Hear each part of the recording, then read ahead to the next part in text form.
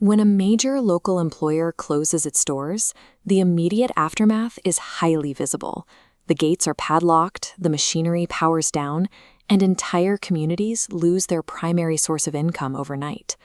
The entirely rational, human response to an industrial collapse like this is fear. We view a dying industry as a failure of the system and a threat to the stability of our neighborhoods. We inherently crave economic steadiness. But this chart shows human economic growth over the last 2,000 years. For most of recorded history, global economic output was virtually flat. Then, around 2 centuries ago, the line suddenly and aggressively spikes upward. Humanity achieved this massive leap in prosperity because we shifted our behavior. We stopped prioritizing that comforting, long-term stability we naturally crave. By examining the historical data and mapping the mechanics of modern markets, researchers have shown that prolonged, unwavering stability is actually a symptom of stagnation. To maintain an upward trajectory of wealth and living standards, an economy must subject itself to continuous, relentless disruption. For generations, daily life and commerce relied on mature, highly stable industries. A carriage maker in 1850 ran a business that looked almost identical to a carriage maker a century prior.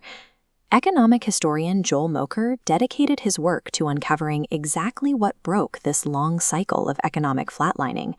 He is widely recognized for having explained innovation-driven economic growth. Innovation-driven economic growth is a framework where expanding useful human knowledge, rather than simply accumulating more money or building identical copies of existing factories, serves as the primary engine for increasing a society's wealth. You can see this expanding knowledge physically manifest on early assembly lines. The internal combustion engine and mass manufacturing techniques completely replaced the old carriage-making model, deploying new methods that vastly outperformed the old. Mokyr identified how new knowledge sparked historical prosperity. However, modern economics still needed a precise mathematical mechanism to explain how that upward trajectory could be maintained permanently.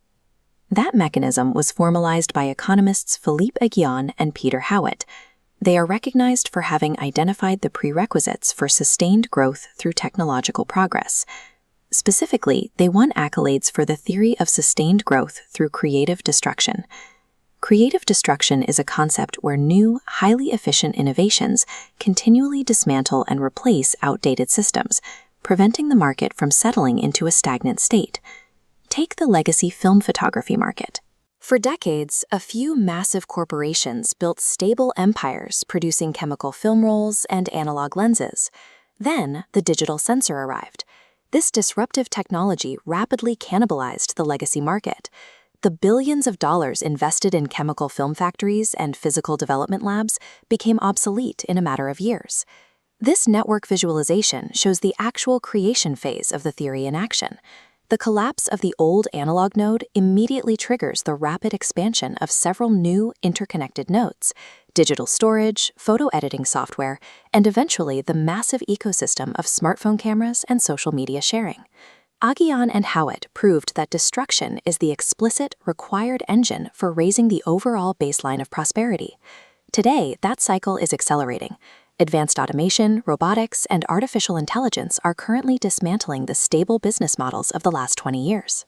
The psychological friction is intense because the destruction happens right in front of us. Bankruptcies are filed and specific jobs disappear immediately.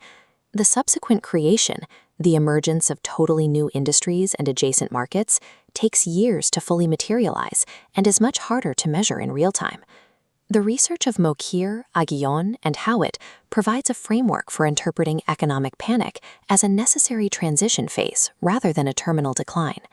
The primary policy implication of their research is clear. Governments and societies must resist the urge to protect, subsidize, or artificially prop up dying industries to avoid short-term pain. Instead, resources must be redirected towards building a highly adaptable population. That means funding education, retraining programs, and robust social safety nets so individuals are resilient enough to pioneer the next wave of creation. Sustained prosperity requires mastering the continuous cycle of reinvention, rather than attempting to shield an economy from change.